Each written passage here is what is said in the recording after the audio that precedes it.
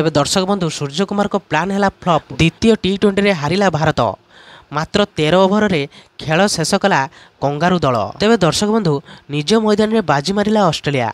द्वितीय दिनिकिया रे मात्र 13 ओभर 2टी बॉल रे खेल खत्म कला कंगारू दल।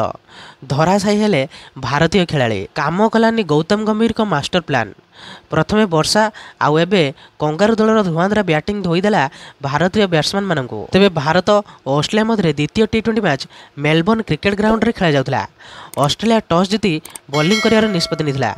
भारत प्रथमे बैटिंग करिया पई मैदान को ओह्लाइथिले। भारत तरफ शुभमन गिल और अभिषेक शर्मा बैटिंग करिया पई प्रथमे आसिथिले। मात्र 10टी बॉल खेली शुभमन गिल 5 रन करिवारे सफल होइथिबा बेले अभिषेक शर्मा निज दमदार फॉर्म रे सर्वाधिक 68 रन करथिले। से 37टी बॉल खेली 8टी चौका और 2टी छक्का मारी 68 रन करिवारे सफल होइथिले। किंतु कैप्टन सूर्यकुमार यादव 1 रन करी आउट हो जाइथिले।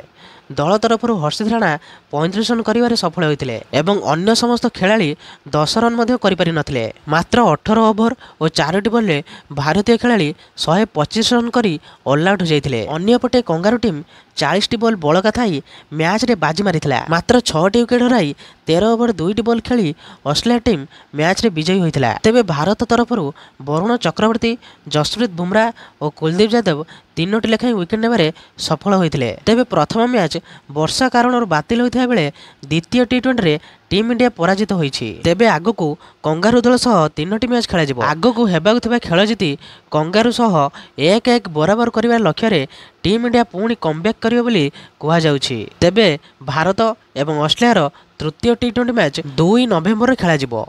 तेबे एही भली प्रकार वीडियो देखा पाई आपण माने एही चैनल को सब्सक्राइब कर दियंतु, कारण एही भली प्रकार वीडियो आपण माने एही चैनल रे देखिया को पाइबे। तेबे रहिली जय श्री राम।